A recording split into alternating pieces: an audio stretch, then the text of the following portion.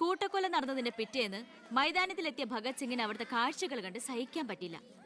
ചോര പുരണ്ട ഒരു പിടി മണ്ണ് കയ്യിലെടുത്ത് ആ ബാലൻ പ്രതിജ്ഞ ചെയ്തു, ഞാൻ എന്നെ തന്നെ രാജ്യത്തിനായി സമർപ്പിക്കുന്നു. എന്താ അവിടെ നോക്കട്ടെ, എവിടുന്നത് ചോദിച്ചാടില്ലേ? അന്ന് കണക്ക് സാറിന് വെട്ടിക്കൊല്ലാൻ വന്നില്ലേ, അയാളുടെ കയ്യിൽ നിന്ന് തെറിച്ചു പോയതാ. സർ, ഇതാണ് ആ ഫോൺ. പ്രസാദ് കൊല്ലപ്പെട്ട സമയത്ത് പ്രതിയിൽ നിന്ന് നഷ്ടപ്പെട്ടതാണിത്. സർ, പ്രസാദ് കൊല ചെയ്യപ്പെടുന്നതിന് മുമ്പ് ഈ ഫോണിൽ നിന്നുള്ള ലാസ്റ്റ് ഔട്ട് ഗോയിങ് കോള് മന്ത്രി ബാലഗംഗാധരന്റെ ഫോണിലേക്കായിരുന്നു. റിമാൻഡിൽ കഴിയുന്ന പ്രതിയെ വീണ്ടും ചോദ്യം ചെയ്തപ്പോ മന്ത്രിയുടെ പങ്കിനെ കുറിച്ച് വ്യക്തമായ സൂചന ലഭിച്ചിട്ടുണ്ട് സർ. അത് മാത്രമല്ല സർ, മണിമലയാർ ഡാം അഴിമതി കേസിൽ 2 വട്ടം നോട്ടീസ് അയച്ചിട്ടും മേനോ ഹാജരായിട്ടില്ല. തനിക്കിതൊന്നും ബാധമല്ല എന്ന മട്ട മേനോനുള്ളത്. ഇപ്പൊ വാറണ്ട് ഇഷ്യൂ ചെയ്തിട്ടുണ്ട്. എങ്ങനെയാണോ തന്റെ അച്ഛനെ ഇതിന്നൊന്ന് രക്ഷപ്പെടുത്തിയെടുക്കുക? അച്ഛൻ ശിക്ഷിക്കപ്പെടണമെന്ന് ലോകത്ത് ഒരു മകനും ആഗ്രഹിക്കില്ല, ഞാനും. പക്ഷെ ആര് കുറ്റം ചെയ്താലും ശിക്ഷിക്കപ്പെടണം സാർ, പ്രത്യേകിച്ച് ജനങ്ങൾക്ക് മാതൃകയാകേണ്ടവർ. ശിക്ഷയിൽ നിന്ന് രക്ഷപ്പെടുമ്പോഴാണ് വീണ്ടും വീണ്ടും തെറ്റുകൾ ചെയ്യാനുള്ള ആത്മധൈര്യം കൂടുന്നത്. ഇത് അച്ഛനെ രക്ഷപ്പെടുത്തലായി നമുക്ക് കണക്കാക്കാം. തെറ്റുകൾ തിരുത്താനും പശ്ചാത്തപിക്കാനുള്ള ഒരു അവസരം. ഒരുപക്ഷെ ഇതിലൂടെ ഒരു മനമാറ്റം അച്ഛനുണ്ടായാൽ. അല്ലേ സാർ? കൂടുതലൊന്നും ഇക്കാര്യത്തിൽ എനിക്ക് പറയാനില്ല.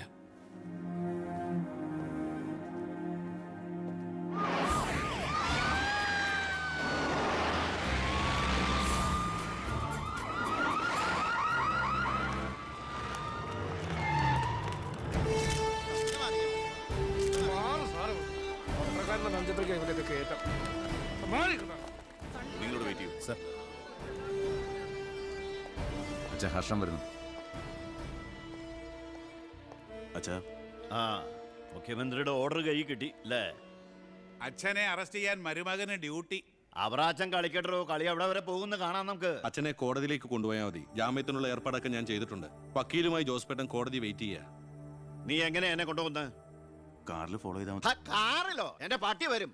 പോലീസ് ജീപ്പിന്റെ പിന്നിലിട്ട് തന്നെ എന്നെ കൊണ്ടുപോകണം.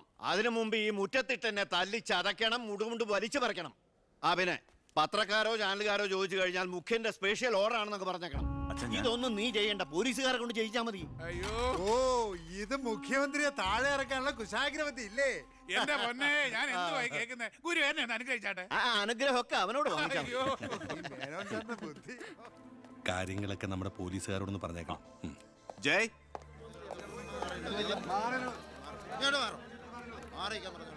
പത്രക്കാരും ചാനലുകാരും ഒക്കെ റെഡിയാ. എന്നാ പിന്നെ തുടങ്ങിക്കോ. നടക്കണം സാർ. പിടിച്ച് തള്ളൂ.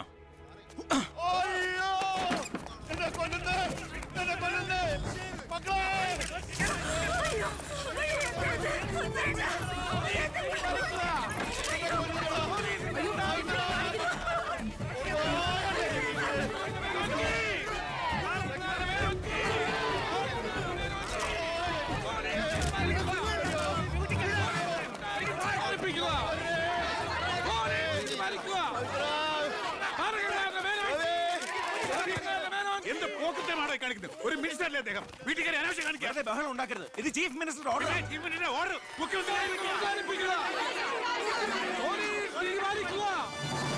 നമസ്കാരം. പ്രധാന വാർത്തകൾ. മന്ത്രി ബാലഗംഗാധര മേനോന്റെ അറസ്റ്റിൽ പ്രതിഷേധിച്ച് കേരളത്തിൽ പലയിടങ്ങളിലും അക്രമങ്ങൾ.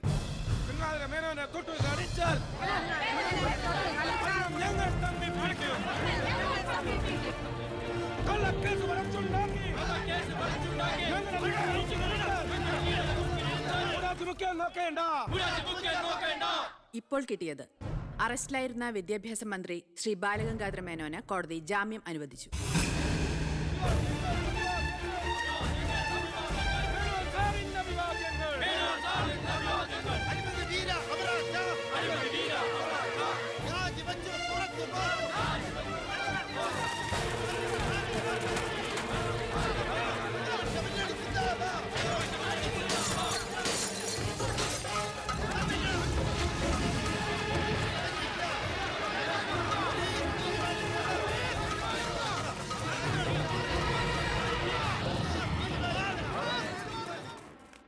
എടോ മേന്നെ, എന്നെ താഴെ ഇറക്കാൻ താൻ കളിച്ച കളി വളരെ ചീപ്പായി പോയി. അവറാച്ചൻ എന്താ ഈ പറയുന്നേ? ഒന്നും പറയണ്ട, സൂത്രധാരൻ താനാണെന്ന് എനിക്കറിയാം. താൻ ഒന്നോർത്തോ, തനിക്കെതിരെയുള്ള വജ്രായുധ എന്റെ കയ്യിലുണ്ട്. ഞാൻ അതെടുത്ത് പ്രയോഗിക്കാൻ പോവുക. പ്രധാന വാർത്തകൾ. കേരള മുഖ്യമന്ത്രി PK എബ്രഹാം രാജിവെച്ചു. നിയമസഭ പിരിച്ചുവിടാൻ ഗവർണറുടെ ശുപാർശ. അവറാച്ചൻ രാജിവെച്ചൊഴിഞ്ഞാ പോരെ, മന്ത്രിസഭ പിരിച്ചുവിടേണ്ട വല്ല കാര്യമുണ്ടോ? പോണ പോക്കിലെല്ലാം തൊലയട്ടെ എന്ന് കരുതി കാണും. ഉത്തരത്തിലിരിക്കുന്ന എടുക്കാൻ പോയി ഇപ്പൊ കക്ഷത്തിരുന്ന പോയില്ലേ? ഞാൻ ഉദ്ദേശിച്ച നാളത്തെ പത്രവാർത്തകളെയാണ്. ഇപ്പോൾ കിട്ടിയ വാർത്ത, കേരള നിയമസഭ പിരിച്ചുവിട്ടു, തെരഞ്ഞെടുപ്പ് ഉടൻ. ഇനിയൊരു തെരഞ്ഞെടുപ്പിനെ നേരിടാനോ മുഖ്യമന്ത്രിയാവാനോ ഞാനില്ല. അതെന്താ, KDF ഭൂരിപക്ഷം കിട്ടില്ല എന്ന് കരുതിയിട്ട്? അല്ല, ഒന്നുകൂടി ആലോചിച്ചിട്ട്. ഇല്ലടോ, എനിക്ക് മടുത്തു. വേണ്ട, ഞാൻ നിർബന്ധിക്കുന്നില്ല. അപ്പൊ പിന്നെ അടുത്ത മുഖ്യമന്ത്രി എന്താ ഇത്ര സംശയം? താൻ തന്നെ. ഈശോയേ. എന്താ, എന്തു പറ്റി? ഒന്നുമില്ല. ഇനി മുഖ്യമന്ത്രി സ്ഥാനത്തേക്ക് പറ്റിയ ഏക നസ്രാണി താൻ മാത്ര. മുഖ്യമന്ത്രി തൊമ്മൻ ചാക്കോ. ഞാനിത് സ്വപ്നത്തിൽ പോലും ആഗ്രഹിച്ചിട്ടില്ല. ഒന്ന് ചുമ്മാ പോടോ. ഞാൻ മാറണമെന്ന് താൻ മനസ്സുകൊണ്ട് ആഗ്രഹിച്ചിട്ടില്ലടോ തനിക്ക് മുഖ്യമന്ത്രിയാവാൻ. ഞാനോ? എന്താ ഈ പറയണേ? Excuse me sir. വാ. എന്തിനാ സാർ എന്നെ അത്യാവശ്യമായിട്ട് വിളിപ്പിച്ചത്?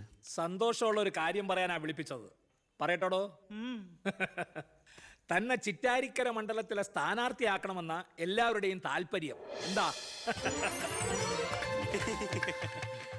അപ്പൊ അച്ഛൻ? എടോ, മേനോന്റെ പേരിൽ അഴിമതി ആരോപണവും കേസും ഒക്കെ ഉള്ള നിലയ്ക്ക് 8 നിലയിൽ പൊട്ടുമെന്ന കാര്യത്തിൽ സംശയമില്ല. നമ്മുടെ മുന്നണിക്ക് ഭൂരിപക്ഷം കിട്ടുമെന്ന് ഉറപ്പില്ലാത്ത സാഹചര്യത്തിൽ ഒരു സീറ്റ് കളഞ്ഞു കുളിക്കാൻ പറ്റില്ല. താൻ ഒന്നുകൊണ്ടും പേടിക്കണടോ, താൻ ജയിക്കും. വർക്ക് തുടങ്ങിക്കോ. ഒരു MLA ആകണമെന്ന മോഹമൊന്നും ഇതുവരെ ഉണ്ടായിട്ടില്ല. എങ്കിലും പാർട്ടിയുടെ തീരുമാനം ഞാൻ ആദരവോടെ സ്വീകരിക്കുന്നു. All the best. Thank you sir. ജയിച്ച് MLA ആവുമ്പോ എന്നെ മുഖ്യമന്ത്രിയാക്കാൻ കൂടെ നിൽക്കണേ.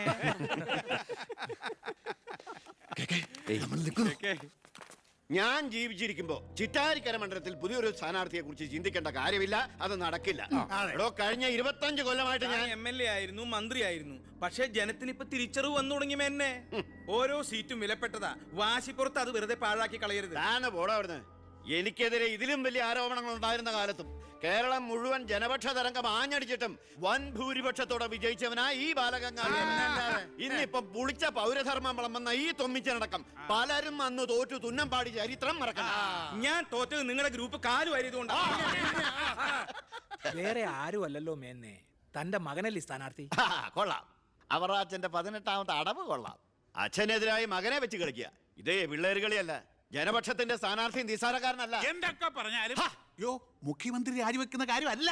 പിന്നെ ചിറ്റാരിക്കര മേനോൻ സാറിന് തന്നെ വേണം. അതൊഴികെ മറ്റെല്ലാ സ്ഥാനാർത്ഥികളെയും നമുക്ക് അംഗീകരിക്കാം. പക്ഷേ മേനോൻ സാറിനെ മാറ്റി നിർത്തിക്കൊണ്ടുള്ള ഒരു ഒത്തുതീർപ്പിനും ഞങ്ങൾ ആരും തയ്യാറില്ല. അതെ, മേനോനെ സ്ഥാനാർത്ഥിയാക്കിക്കൊണ്ടുള്ള ഒരു ഒത്തുതീർപ്പിന് ഞങ്ങൾ നേരല്ല. പാർട്ടി വളർത്തി പോകാൻ നിന്നവരവര്. തെരഞ്ഞെടുപ്പ് പെട്ടെന്ന് വന്നപ്പോ ഇവിടെ തന്നെ കൂടി. ഈ മുന്നണി വിട്ട് എന്നാൽ പൂ വിട്ട് സ്വീകരിക്കും ജനപക്ഷ മുന്നണി. എന്റെ ഗ്രൂപ്പിന് KDF കിട്ടുന്നതിനേക്കാൾ കൂടുതൽ സീറ്റ് കിട്ടുകയും ചെയ്യും. ദിവാകര, ഇനി ഇവിടെ നിൽക്കണ്ട, വാടോ പോകാം. അയ്യേ, നിങ്ങൾ ഇവിടെ ഇരിക്കി. ആരെങ്കിലും എന്തെങ്കിലും തമാശ പറഞ്ഞു വെച്ചാൽ അത് കാര്യാക്കുക. ചിറ്റാരിക്കരയിൽ മേനോൻ തന്നെ സ്ഥാനാർത്ഥി. അപ്പം നമ്മൾ ഗ്രൂപ്പെല്ലാം മറന്ന് തെരഞ്ഞെടുപ്പിനെ ഒറ്റക്കെട്ടായി നേരിടുന്നു. ഇനി എല്ലാവരും ഒന്ന് കൈയടിച്ച് പാസ്സാക്കി.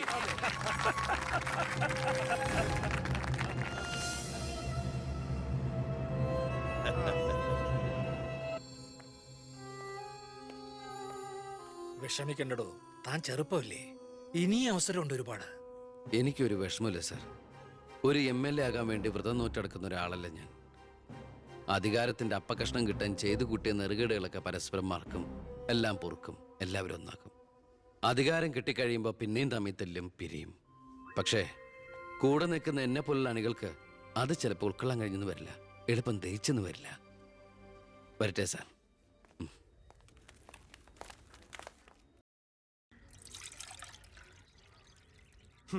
പാർട്ടി പോകാൻ പറ. അവരവരുടെ സീറ്റ് നിലനിർത്താൻ വേണ്ടി എല്ലാം മറന്ന് അവരൊന്നായി. തന്തയ്ക്ക് പറക്കാത്ത വർക്കം. ഈ നാറിയ രാഷ്ട്രീയ വ്യവസ്ഥയാണ് എതിർക്കേണ്ടതും പൊളിക്കേണ്ടതും. ഞങ്ങളുടെ ഒരു അഭിപ്രായം പറയട്ടെ, നീ സ്വതന്ത്രനായിട്ട് മത്സരിക്കണം. ശക്തമായ 2 മുന്നണികൾക്കെതിരെ മത്സരിക്കാനോ?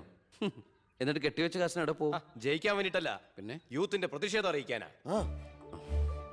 എന്നാലും അച്ഛനെതിരായിട്ടല്ല, അച്ഛന്റെ രാഷ്ട്രീയ നയങ്ങൾക്കെതിരായിട്ടാണെന്ന് എപ്പോഴും നീ പറയാറില്ലേ, അതുകൊണ്ടാ. പോലീസുകാർക്ക് രാഷ്ട്രീയം പാടില്ലെന്നാ. എങ്കിലും ഒന്ന് പറയാം, ഞാൻ ഇവരുടെ അഭിപ്രായത്തോട് പൂർണ്ണമായി യോജിക്കുന്നു. എന്താടൂ, മത്സരിച്ചുകൂടെ? അധികാരമില്ലാതെ താൻ ഇവിടെ കിടന്ന് വിളിച്ചു കൂവിയിട്ടും പോരാടിയിട്ടും ഇവിടെ ഒരു മാറ്റവും സംഭവിക്കാൻ പോകുന്നില്ല. തന്നെ പോലെ സാമൂഹ്യ ബോധവും നിശ്ചയദാർഢ്യവും തൻ്റെ ഉള്ളതിന് മുമ്പിൽ നെഞ്ചു വിരിച്ചെന്ന് സല്യൂട്ട് ചെയ്തിട്ട് ഒരൊറ്റ ദിവസമെങ്കിലും അന്തസ്സോടെ ജോലി ചെയ്യണമെന്ന് ആഗ്രഹം ഉണ്ടോ? പിന്നെ ഈ ജയവും പരാജയവും ഒക്കെ നമ്മൾ ദൈവത്തിന് വിടുന്നു. 1000 വോട്ടേ തനിക്ക് കിട്ടിയുള്ളൂവെങ്കിലും ആ 1000 പേരും തന്റെ ഒപ്പമാ, തന്റെ നേതൃത്വം അംഗീകരിച്ചവരാ. അത് മതിയടോ. സാർ, ഞാൻ വേണ്ട, താൻ ഒന്നും പറയണ്ട. ഇത് ഞങ്ങളുടെ തീരുമാനം, അനുസരിക്കണം. ഞങ്ങളുണ്ട് കൂടെ.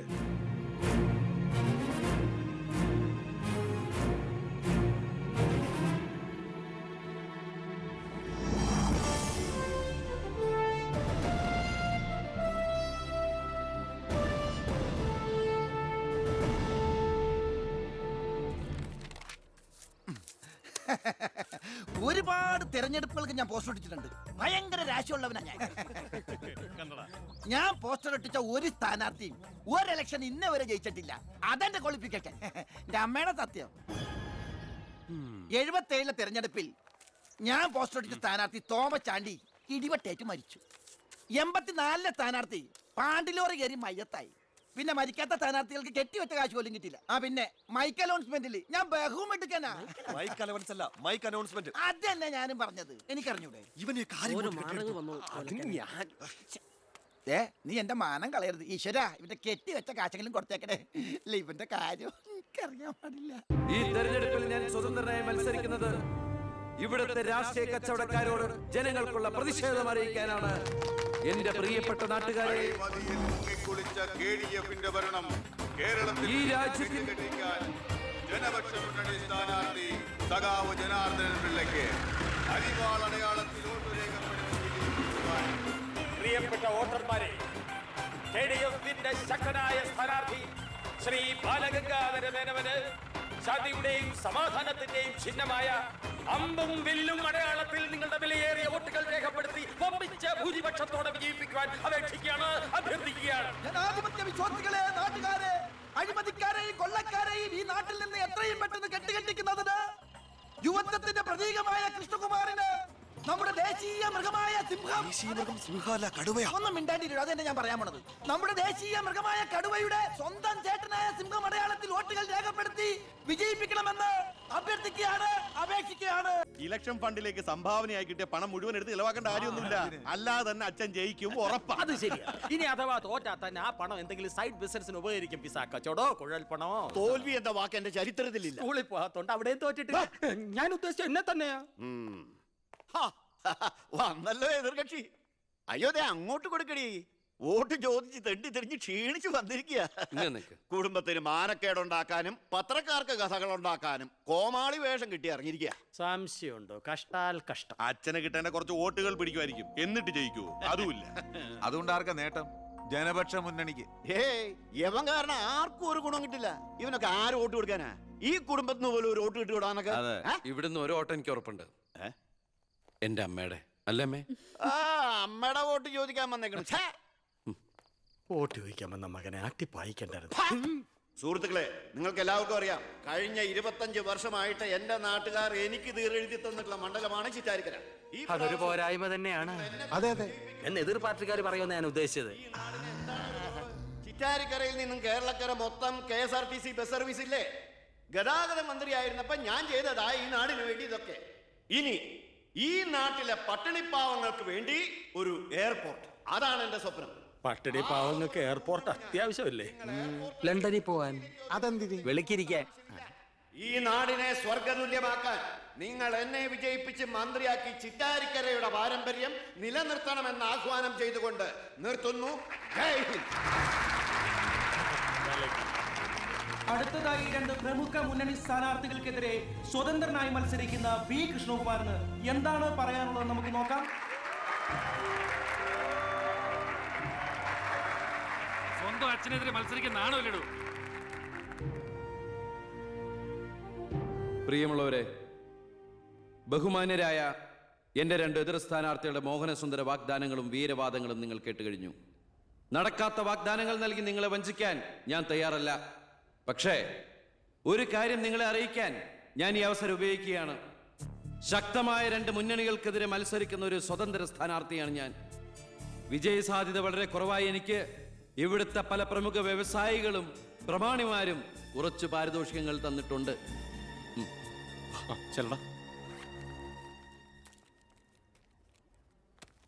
ഇത് 5 ലക്ഷം രൂപയുണ്ട്. നമ്മുടെ മുന്നിലിരിക്കുന്ന നന്മ നിറഞ്ഞ ശ്രീ ചാണ്ടിച്ചൻ സംഭാവനയായി തന്നതാണ് ഈ തുക. ഇത് 3 ലക്ഷം വ്യവസായ പ്രമുഖൻ കോശിയുടെ വക. ഇത് 2 ലക്ഷം അബ്കാരി നമ്പീശന്റെ വക. ഇത് 1 ലക്ഷം കോൺട്രാക്ടർ സരസന്റെ വക.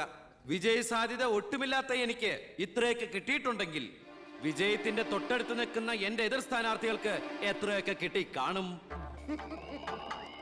ഈ ചിറ്റാരിക്കരയുടെ അഭിമാനമായ സന്മനസ്സുള്ള ചാണ്ടിച്ചൻ പറയണം, താങ്കൾ എത്ര രൂപ സംഭാവനയായിട്ട് കൊടുത്തു എന്ന്. ആ നല്ല മനസ്സ് ജനങ്ങളൊക്കെ ഒന്ന് അറിയട്ടെ എന്ന്. ജനാർദ്ദനം പിള്ളക്ക് 10 ലക്ഷം, മേനോൻ സാറിന് 20 ലക്ഷം അല്ലേ? സത്യമാണ്, നുണ പറയല്ല. പണം പിടിച്ചു. Thank you Chandichan. കർത്താവ് തരുന്നു, ഞാനത് കൈനീട്ടി വാങ്ങിക്കുന്നു. എങ്ങനെയുണ്ട്? ടിവിയിൽ വരുക കേട്ടല്ലോ. ഇതുപോലെ എത്ര ലക്ഷങ്ങൾ ഇവരുടെ കൈകളിൽ എത്തിക്കാണും. അതിവിടെ വെളിപ്പെടുത്താൻ ഈ സ്ഥാനാർത്ഥികൾ തയ്യാറാണോ?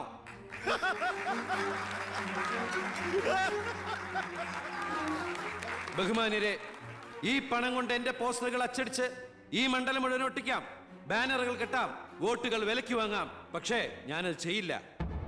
25 കൊല്ലമായിട്ട് നിങ്ങൾ ജയിപ്പിച്ചു വിടുന്ന ശ്രീ ബാലഗംഗാധര മേനോന്റെ മണ്ഡലത്തിലെ ജനറൽ ഹോസ്പിറ്റലിൽ ഒരു ആംബുലൻസ് ഉണ്ടോ? അത്യാവശ്യ സൗകര്യങ്ങളുണ്ടോ? പ്രിയമുള്ളവരെ, ചാണ്ടിച്ചൻ നന്ദി 5 ലക്ഷം രൂപ ഇവിടുത്തെ ജനറൽ ഹോസ്പിറ്റലിന് ആംബുലൻസിനും മറ്റുള്ള സൗകര്യങ്ങൾക്കും വേണ്ടി ചാണ്ടിച്ചന്റെ പേരിൽ ഞാനിത് ഇന്ത്യ വിഷൻ ഏൽപ്പിച്ചുകൊള്ളുന്നു. ഞാൻ സമ്മതിക്കൂല.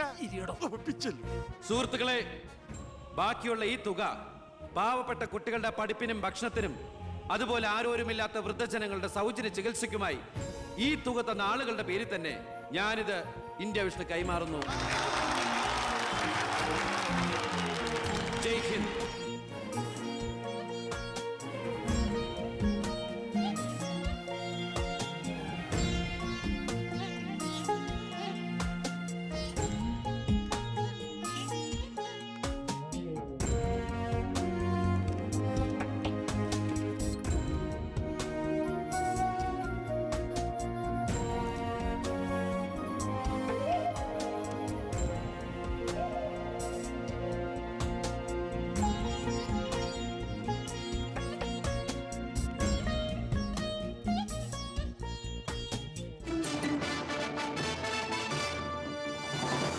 പന്ത്രണ്ടാം നിയമസഭയിലേക്ക് നടന്ന വാശിയേറിയ തെരഞ്ഞെടുപ്പിൽ 72% വോട്ട് രേഖപ്പെടുത്തി.